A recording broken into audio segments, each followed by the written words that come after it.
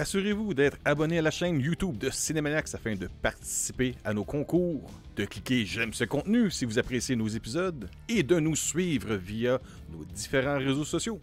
Sur ce, bienvenue à Cinémaniacs.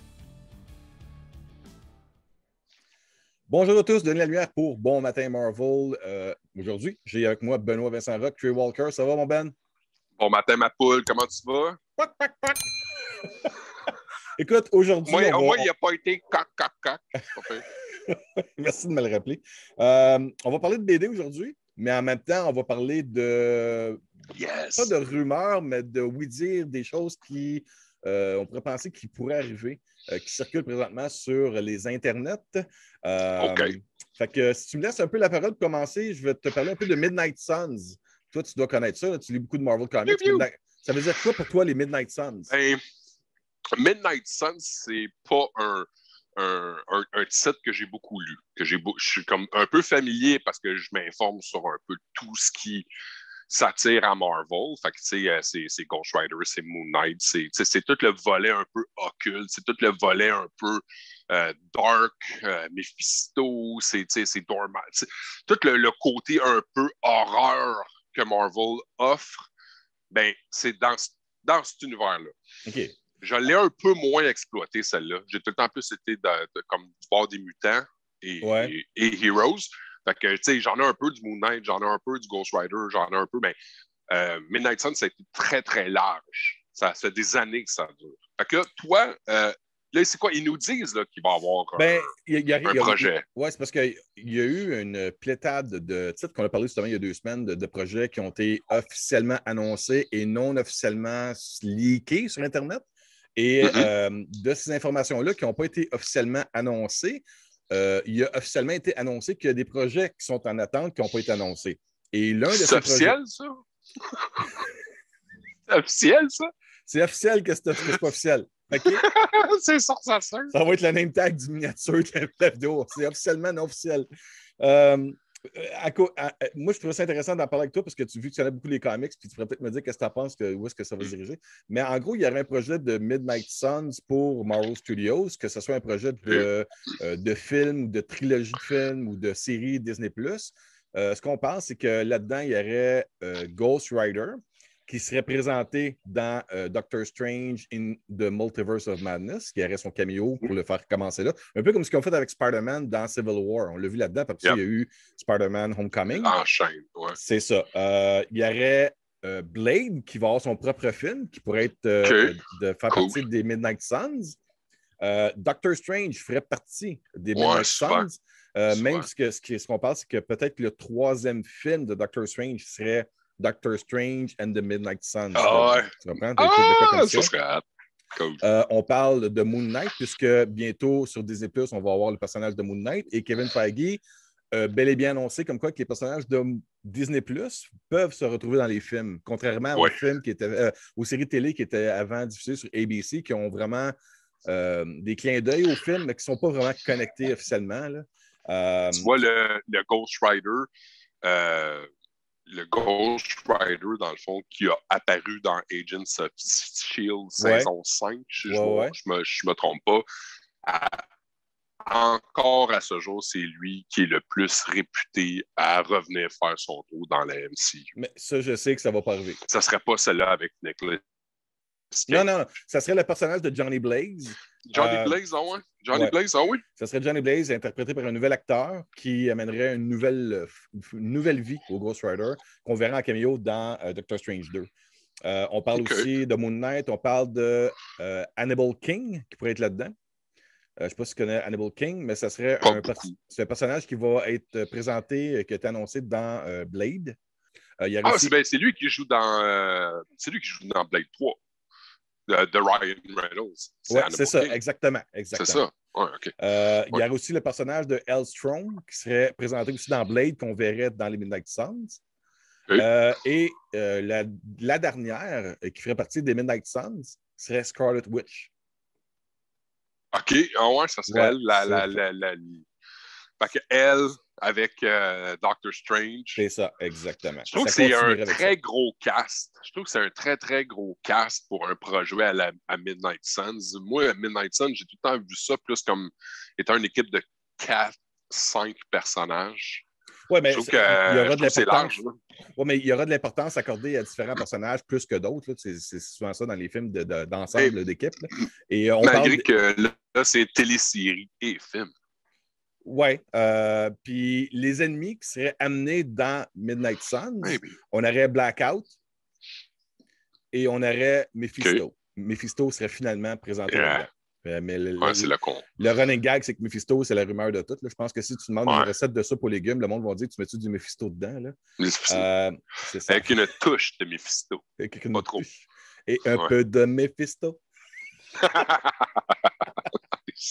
Fait que, ouais, c'est ça. Ça, c'est c'est les Woodies des Internets. Sure. Ouais. Fait que c'est-tu un projet qui t'intéresserait? Tu verrais ça au cinéma? Ouais. Écoute, il y a une partie importante de ma vie qui est dédiée à tout ce qui est horreur, puis zombies, puis monstres, puis tout ce volet-là. Moi, j'aime ça beaucoup. Tant et si longtemps que ça ne traite pas de la haine humaine, c'est là que je décroche. C'est comme ça, c'est de la haine humaine. Ah ça, oui, mais ça. là, ça, c'est de la torture, c'est violent. C'est de la pornographie de gore. Là, ça. Ouais. Ben, tu sais, à la limite, je me suis tout le temps posé comme question, en tant que personne de société, comment ça se fait que le gars qui a imaginé tout ça, qui n'est pas en prison, tu veux pas.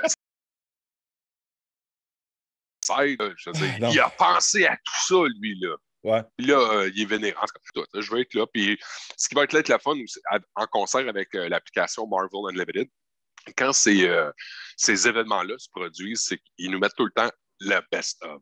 Hey, manque pas celui-là, lis celui-ci. C'est tout le temps des bonnes, soit des bonnes mini-séries ou des complete runs. Il y a du bonbon à découvrir là-dedans. Fais juste t'imaginer, juste un instant. Là. Ghost Rider, Blade, prends un autre. Lequel tu disais? Doctor Strange. Moon Knight, Doctor Strange. Oh my God, ça va être mon gars. Ouais, tu connais-tu Moon Knight? Connais-tu un petit peu? Pardon? Tu connais-tu un petit peu Moon Knight? Ouais, ben Moon Knight, ce que je connais un peu du personnage, c'est. Il y en a qui vont dire que c'est le Batman de l'univers de Marvel. Ça ne l'est pas vraiment.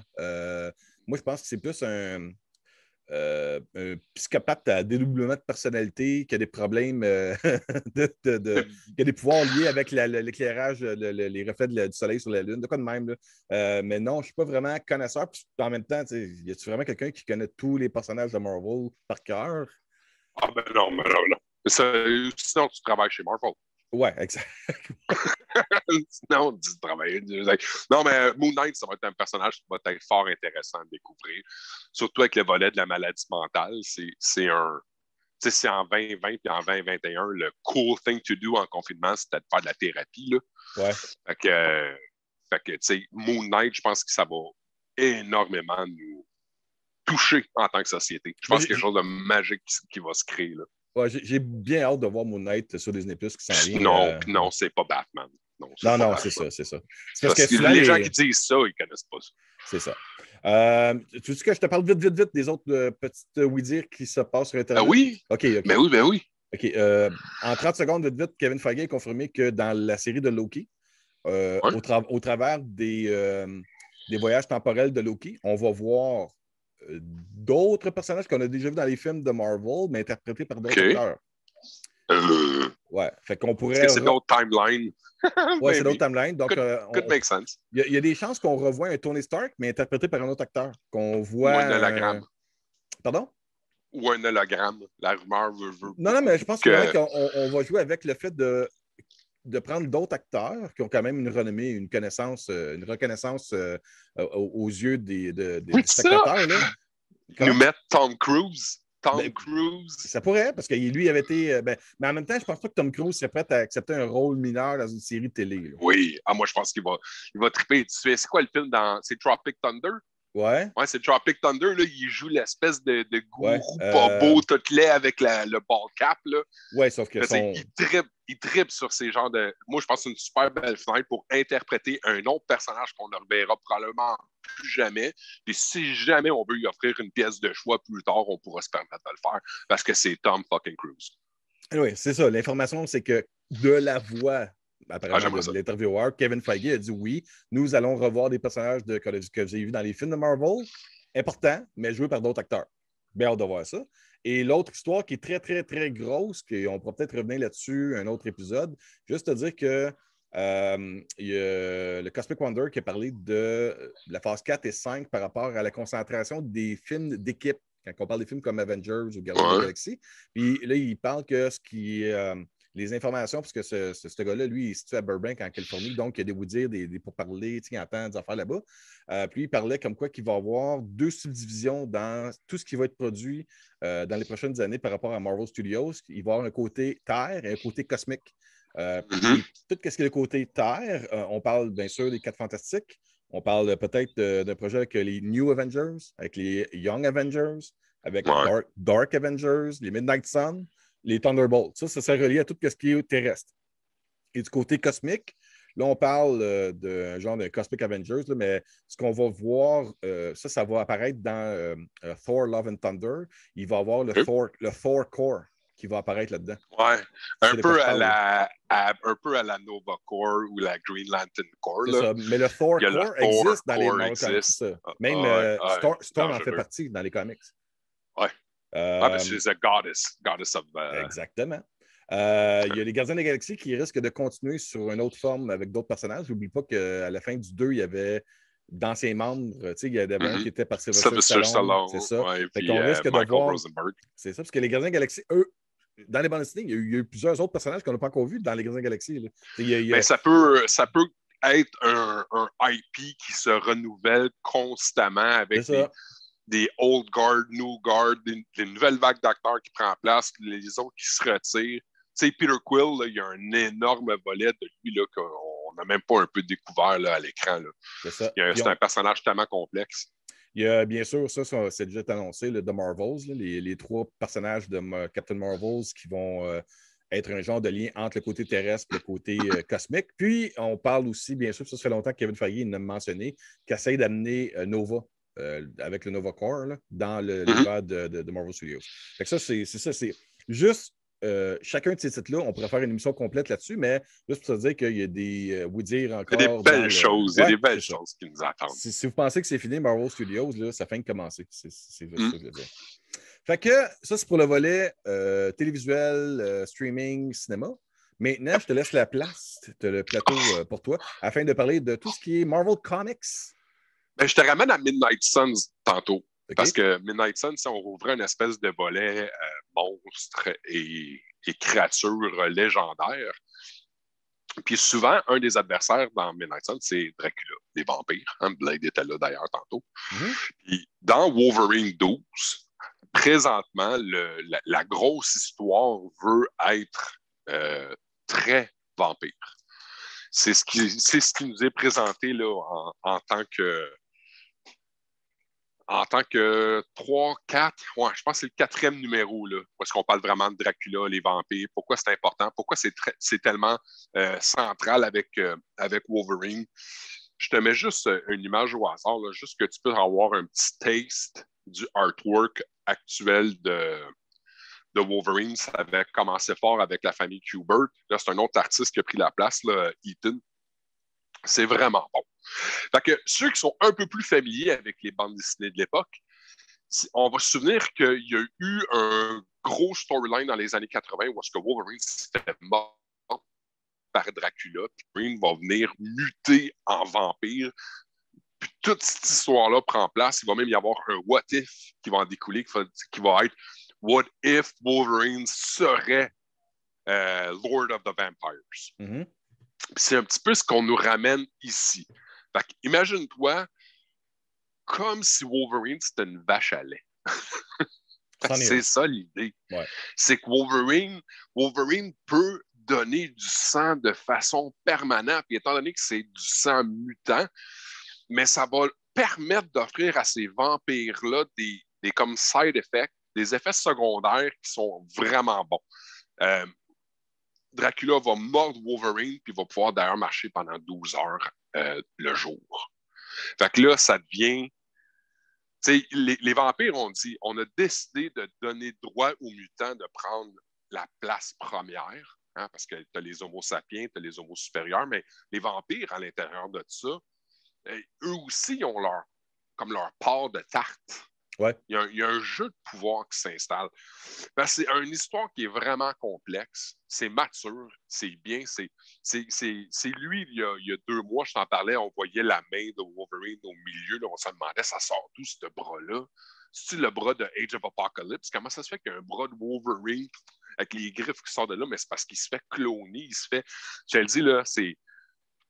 Il y a même une petite... Je trouve sa petite brèche-là, mais... Tu sais, Wolverine, c'est un grand sensible. Hein? Du côté, il prend soin des enfants. Tu sais, il a pris soin de Jubilee, il a pris soin de Kitty Pryde, X-23. Dakin, il était un peu plus vieux quand il a débarqué dans la vie de Wolverine, mais même encore là, tu vois que c'est un sensible. Puis là, pour jouer une ruse, ils vont se dire, ben écoute, on va les piéger, les vampires, on va leur donner ce qu'ils veulent. Fait qu'ils clonent un Wolverine, mais c'est comme si c'était une plante. Il n'y a pas de moteur en haut. Là. Il n'y a pas rien. C'est une masse gélatineuse qui ressemble à Wolverine. C'est un clone. Puis même là, c'est Wolverine avec tout. Il est comme, je suis pas bien là-dedans. Je veux dire, on peut pas juste comme kill off un être qui n'a jamais demandé d'être là. Tu vois, mais c'est comme une plante. Là. C'est comme si tu te débarrassais d'une mauvaise âme. Fait qu'il y a beaucoup de couches, de layers dans cette histoire-là. Je vous le propose fortement. Oui. Ouais. Recommandation de Benoît Vincent-Roch. C'était Wolverine, c'est le temps. Wolverine, Gore, Vampires, c'est l'heure. OK. Les monstres. On reste dans les monstres? Ouais, vas-y. OK. Fait que ça, on va fournir des images, dans le fond, lors du montage. Oui. Mais il y a une run. Une run, ça veut dire que c'est comme plusieurs numéros, un en arrière de l'autre. Ça s'appelle Immortal Hulk. Oui. Immortel Hulk. C'est pas le plus puissant des Hulk, ça? Sa version la plus puissante? Ben, c'est la version actuelle. Je te mentirais pas. J'ai lu 2 numéros. OK. C'est d'autres choses. C'est parce que aux dernières nouvelles, ce qu'on a su, c'était pendant Civil War 2, Bruce Banner, il meurt aux mains de Hawkeye. Oui. Il meurt. Ça, c'est il y a genre 3-4 ans. C'est il y a 3-4 ans de ça. Oui. Fait que dans ces 3-4 ans-là, ils ont joué avec le personnage de Hulk. Il a pris différents types de rôles à l'intérieur de la Marvel Universe. Puis il y a 2 ans, ils ont ramené Immortal Hulk. Fait que là, on a compris une affaire. Bruce Banner ne peut pas mourir. Il ne peut pas mourir. Mais ça a ouvert une autre porte. On sait que dans le cerveau à Hulk, il y a différentes portes. Ouais. Puis quand que Hulk sort à cette heure, c'est plus comme avant. Il est différent. Là, il comprend qui il est. Il comprend de quoi il est fait. And he's not gonna take it. Fait que là, c'est lui qui est dans le top de la chaîne alimentaire et il va s'imposer. Ils ont appelé ça l'ère des monstres. C'est brillamment écrit. Visuellement, c'est stunning. Certaines des plus belles couvertures de Hulk que j'ai vues dernièrement ont été sur Immortal Hulk. Puis je pense que c'est un consensus général de l'industrie de la bande dessinée. Il n'y a pas eu une aussi bonne série de Hulk que depuis l'époque de Peter David. OK. Ça l'a marqué l'industrie comme une tonne de briques. Surtout comment populaire Hulk est dans la MCU. Puis là, il nous amène quelque chose de complètement différent. Et ça se termine. Ce mois-ci, c'est la fin. C'est le numéro 50. Après ça, il y a quelque chose de différent qui va se créer pour Hulk. Fait que voici mon invitation, jeunes gens. Toi aussi, si tu veux. Est-ce que tu sais combien ça coûte, Marvel Unlimited? Ça doit être environ 10 $ par mois. C'est à peu près moins cher que Netflix. Ouais, OK. OK? Fait que c'est 9 $. Moi, je l'ai pris à l'année. Ça m'a coûté comme, je pense que ça m'a coûté comme 106 $ parce que tu l'as pris à l'année. Ça t'en vient moins cher. Puis les 50 numéros, ils sont là. Ils sont disponibles. Fait que je me suis dit, pourquoi pas offrir l'opportunité de lire ensemble? Parce que mon but à moi, c'est ça, c'est de faire la promotion de la lecture.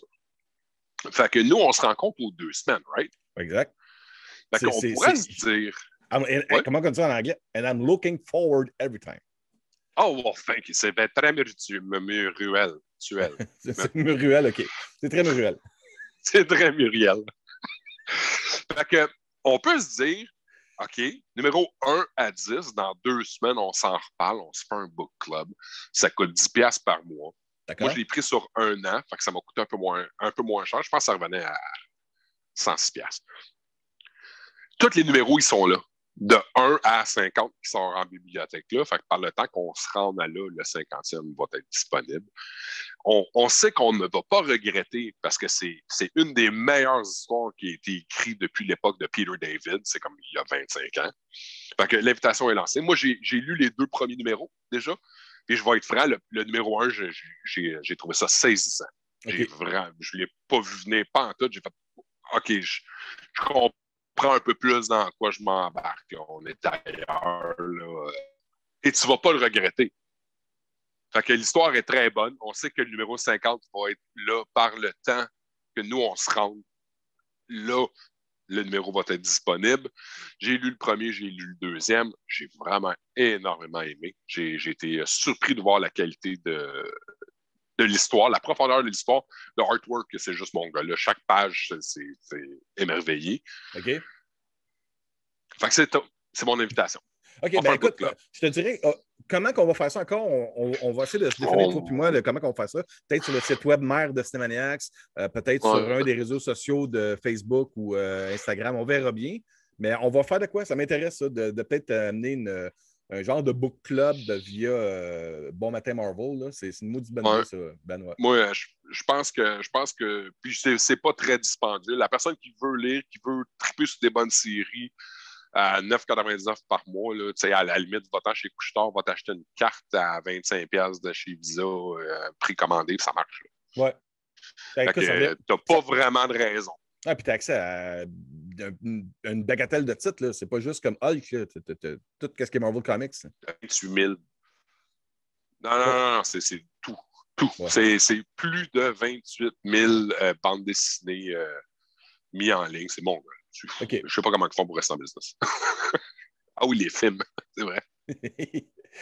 les comics, d'après moi, Marvel Comics, ce n'est plus je pense que c'est plus une division qui a besoin d'être rentable tant qu'elle ne perd pas trop d'argent. C'est une division qui devient une source d'inspiration afin de construire des films qui génèrent des milliards. Tu comprends?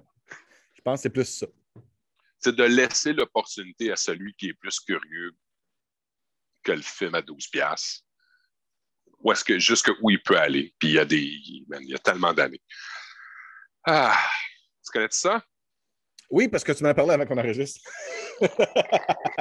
Non, mais vas-y, présente-le. All right. Fait que Peach Momoko, c'est son nom, là. Peach comme une pêche, Momoko, M-O-M-O-K-O. Ça, c'est l'artiste. C'est pas un personnage, c'est l'artiste. Oui. Non, c'est le nom d'artiste de l'artiste, Peach Momoko. Ouais. Ça, dans le fond, c'est un portfolio qui est présentement disponible en magasin. OK. Ça collectionne 12 images iconiques de sa série de couverture de 2020. OK. Fait qu'en 2020, il y a une poignée d'artistes qui ont débarqué chez Marvel. Ils ont été étiquetés comme étant les Stormbreakers, comme le gros marteau de Thor, là, Stormbreaker. Ouais. L'idée, c'est qu'ils veulent simuler l'intérêt. Tu sais, quand Jim Lee, Rob Liefeld, Sylvester, McFarlane, quand toute cette batch-là de gens ont débarqué ils ont fait exploser la business, mais dans le fond, là, c'est ça qu'ils font à tout. C'est comme la prochaine vague d'artistes à surveiller. OK. Puis moi, c'est le fun parce que j'ai découvert Peach Momoko dans Sneeman Days, qui est un numéro, je te mettrai l'image en addenda, tu pourrais la mettre. C'est là que j'ai découvert. J'ai vraiment été très impressionné de son niveau de artwork, mais j'avais rien vu avant. Fait que moi, quand j'ai vu ça, j'ai fait « Oh mon Dieu, c'est donc bien le fun! » Fait que, tu sais, ça, c'est une des images. Mm-hmm. Fait que je vais t'envoyer les 12. C'est tout fait, peint à la main. Puis là, on reconnaît l'inspiration japonaise de l'artiste. Je t'en montre une dernière. Parce que, tu sais, le artworks, le but de faire la promotion de la BD et de la littérature, c'est super bien. Pour moi, c'est la partie intégrale de la littérature. Si l'histoire n'est pas bonne, je ne suis pas capable de rester accroché, même si Battle Chasers, là, c'était hallucinant là, par Joe Mad, là, mais l'histoire, elle n'a pas su être à la hauteur tout au long. Je n'ai pas été capable de rester accroché. Okay. Mais quand tu me donnes du artwork canon, même si l'histoire n'est pas bonne, je suis quand même capable de rester émerveillé. Ça, c'est la nuance. Fait que, un excellent livre, un excellent portfolio. Je suis content. J'ai découvert une nouvelle artiste. C'est pas ma nouvelle Alex Ross, mais c'est une belle façon de découvrir une nouvelle artiste qui va t'amener à peut-être acheter d'autres titres de bande dessinée que tu n'aurais pas acheté sans connaître cet artiste-là via le portfolio. C'est ça que tu veux dire. C'est une invitation à dire regarde sur quoi elle travaille. Si tu aimes ça, ouais. Va voir, va découvrir. C'est sûr qu'il y a une façon facile aussi d'aller la découvrir. Là. Si tu en vas en ligne, tu check image, les images vont être là. Mais le portfolio, ce qui est le fun, c'est que tu peux cadrer puis c'est prêt à afficher. Là, si j'avais acheté ces prints-là en convention, ça m'aurait coûté vraiment plus cher. Là, j'ai un beau livre, j'ai un beau portfolio. Je peux décider de mettre des cadres ou pas. Même chose pour avec le livre de Alex Ross. Là. Ouais. Okay. Mais tu sais, après ma base, j'aime tous les.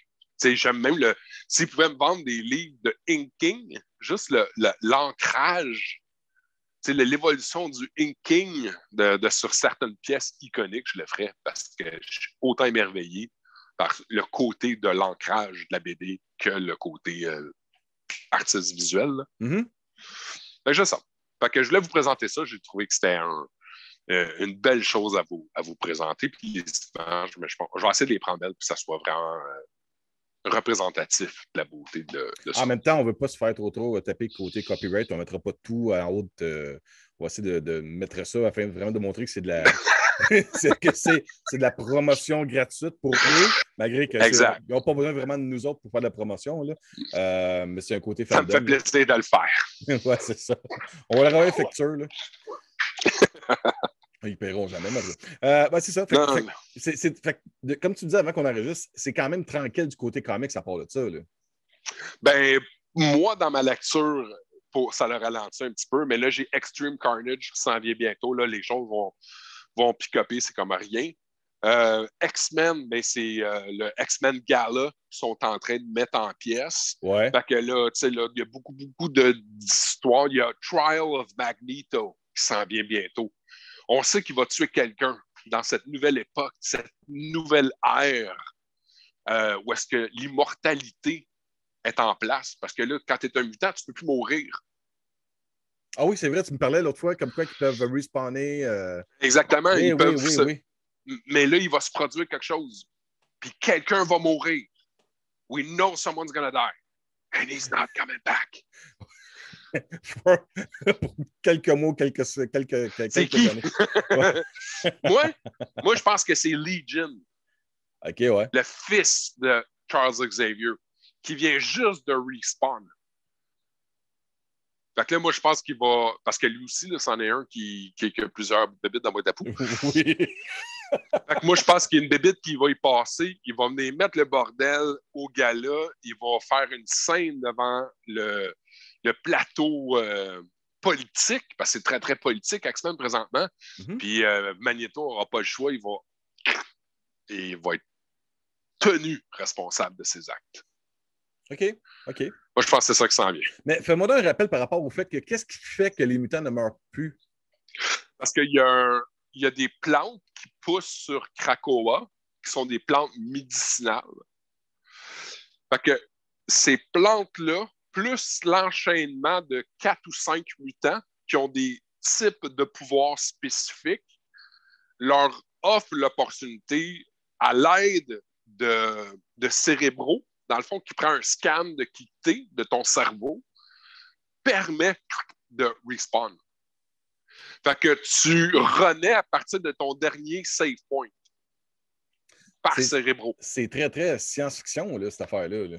Oh oui, mais écoute, là, ils sont dans l'espace, ils sont partout, man. C'est very sci-fi. Là. OK, très intéressant. Mais il y a autant X-Corp numéro 1 qui est sorti la semaine passée, qui est très groundé, très terre à terre. Où est-ce que là, tu sais, Angel, là, Warrington, The Third. The Third, exact, joue un rôle très, très à la Tony Stark. Ah! Genre, ben, le monsieur est riche, hein? Le monsieur est riche, donc... Ouais, à craquer. Il prend ce genre de rôle-là, mais ça va être un peu à la X-Files. Fait que c'est lui et Monet qui vont aller à l'enquêter sur des affaires. En tout cas, c'est pas clair encore, là, c'est le numéro 1. C'est pour ça que je t'en ai pas parlé tout de suite, mais ça va être très, très terre à terre. Ou est-ce qu'on a d'autres volets où est-ce que c'est très à la Space Jammers, puis tout le Shi'ar Imperium, puis tout le côté extraterrestre. Fait que, tu sais, X-Men sont partout présentement. Je pense que c'est eux autres qui sortent le plus de titres, d'ailleurs. De moi, ce que je connais, ça a tout le temps été le meilleur vendeur chez Marvel. Avengers, c'est gros. Parce que les gens à cause du Marvel Studios, les films, pensent peut-être que Captain America et Iron Man, c'est les personnages les plus populaires dans Marvel Comics. C'est pas vrai. Les personnages les plus populaires dans les bandes dessinées de Marvel, ben, il y a Spider-Man, Wolverine, Deadpool. Même ça, c'est moderne. Je parle de Deadpool, c'est peut-être dans les 2 dernières décennies, mais même avant depuis les ça... années 60, ben non, c'est pas vrai, parce que dans les années 60, les X-Men, quand ça a sorti, je pense qu'ils ont fait comme une 120 ou 140 histoires originales. Ouais. Puis après ça, ils sont retombés en reprint. Oui, mais depuis les années 80, c'est les X-Men. C'est eux autres qui mènent la balle. C'est ça. OK. They touch gold. Who knew? Le racisme, ça va. Puis en même temps, j'ai tellement hâte de voir comment ils vont rendre justice à ces personnages-là dans le MCU. J'espère qu'ils vont me start. Moi, ça fait... Depuis que la Disney Plus est sorti, là, moi, je le dis, j'ai pas besoin, moi, là, c'est peut-être pas tout le monde, moi, j'ai pas besoin que tu me fasses un film biographique de origin stories de chacun des personnages. Tu as envie de faire ça? Fais-moi une série animée. Fais-moi un cartoon. Présente-moi tes personnages avec les acteurs qui vont faire les voix de ces personnages-là. Puis là, rentre dans toutes ces deep stories-là. Pourquoi Nightcrawler? D'où il sort, lui? Fais-moi des épisodes très, très à la X-Men The Animated Series. Mm-hmm. Puis tu me fais toutes ces histoires d'origine-là. Puis quand on filme un X-Men 1, il débarque. Toutes tes origins, ils sont déjà toutes racontées. Puis on peut partir à l'aventure. Moi, je dirais que j'ai vraiment l'impression, parce que à date, la recette de Marvel Studios fonctionne très bien. Et je pense qu'ils vont juste... plug and play, là. Je pense qu'ils vont juste tu fais un gâteau, il est bon, tu vas refaire la même recette. Je pense qu'ils vont faire la même chose avec tout ce qui est l'univers des mutants. Mais je suis pas d'accord avec ça. Je suis pas d'accord parce que souvent, ils vont se placer dans des situations pour sortir de leur zone de confort puis nous surprendre avec des WandaVision. Là. C'était very out of the box. Là. Oui, sauf que là, on connaissait déjà WandaVision. On connaissait déjà Wanda et Vision. Comme Falcon et Winter Soldier, on les a déjà vus dans plusieurs films de Marvel. Pas pareil. Loki s'en vient, tout le monde connaît Loki des films de Marvel. Moi, ce que je pense, c'est que les films qui vont amener les mutants, je pense qu'on va voir un film... je verrai un film sur le côté école de Charles Xavier. OK. Ben, ça, c'est... Avec les jeunes. Je pense que ça va être une télésérie, là. Oui, ça pourrait être ça, pour développer des personnages. Mais for higher learning, là. Je pense pas qu'il y aurait des séries adaptées sur différents personnages, mais je pense que des environnements qui vont permettre de connaître plusieurs personnages, puis de les grimper dans des films, après ça, solo, puis après ça, des films X-Men, puis après ça, on aura les films X-Men contre les 4 Fantastiques ou les X-Men contre les Avengers. Moi, je veux que tu prennes ton temps. C'est juste ça, prends ton temps, don't botch it up. Donne-moi du contexte, derrière le contexte, puis après ça, fais rentrer toutes tes pièces. Ça va, j'ai 100% confiance. Puis le côté hyper, ce qui je trouve, qui me donne beaucoup d'anticipation, c'est s'ils font bien leur job, d'après moi, ils vont le faire. Ils ont l'air d'être bons là-dedans. S'ils sont capables d'amener les personnages avec des bons acteurs dans des bons films de l'univers des mutants, je pense qu'il va être intéressant après, ça va être lorsqu'ils vont amener peut-être les projets de faire, exemple, X-Men contre Avengers, ben, tu vas avoir des acteurs qui vont peut-être être partis depuis une couple d'années, tu sais, Chris Evans ou ou je Ah, sais moi, je pas, pense qu'il va y avoir Mark des Ruffalo. retours. Puis les autres, ils vont peut-être faire Hey, hey, hey, je veux être là-dedans. Je veux être Ouais. là-dedans. Tu sais. Moi, je pense qu'il Appelle mon va. agent, là, moi, je vais être là-dedans. Là. C'est ça qui va arriver.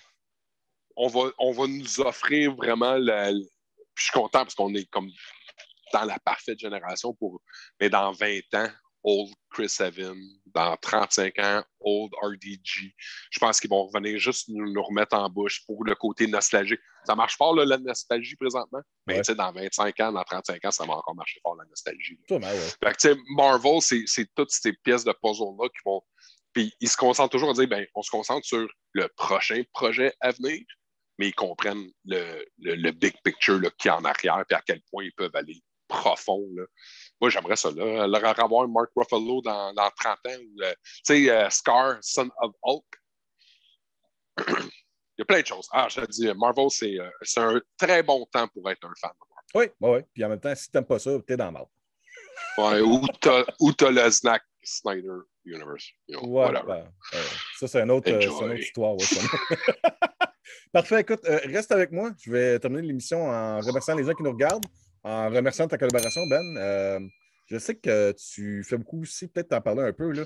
Tu fais des épisodes avec de la collaboration avec d'autres personnes, tu peux peut-être les plugger en même temps. Ouais, ben, on jase Marvel, dans le fond, qui sont sur une plateforme Twitch. Puis après ça, qui exporte vers une plateforme podcast. Fait que Ouais. si tu marques On jase Marvel en format podcast, il sort partout. Twitch, mais c'est tous les dimanches à 19h. Moi, j'ai eu l'opportunité, dans le fond, de leur lancer une question. Là. Je me creuse les manèges toute la semaine juste pour essayer des fours un peu. Puis ils s'en sortent tout le temps bien. Ouais, Ils ont il y tout a le temps des de super bonnes reconnaître réponses. ça, ouais. Oh, ouais. Ah, il y a Jonathan de Moskevaki là-dedans qu'on connaît bien. Là. Ouais. Fait qu'il y a ça. Ou sinon, mais toujours sur Coycast, dans le fond, qui est Coy Gendreau, un YouTuber podcast américain. Régulièrement, dans le fond, là, je lui pitch du bonbon, puis là, il feed là-dessus. Comment ça s'appelle, ça? Coycast. Carcast. Coy. Coycast. C-O-Y. Okay, Ouais, excuse, je pensais que tu fais des podcasts, tu parlais de collaboration de voitures. Je suis comme, OK. Non, Coycast. Puis bien entendu, mais toujours notre ami Ciné-Techno, Sébastien. Ouais. Puis je m'en vais faire un unboxing avec lui tantôt. Là. Je suis content. Un excellent steel case qui s'en vient, qui va nourrir ma collection. Ouh! Tu sais pas c'est quoi? Non, je ne sais pas c'est quoi, mais c'est correct, j'ai regardé l'épisode. Atlas, puis on verra. All right. Merci beaucoup, Ben. Merci à tout le monde.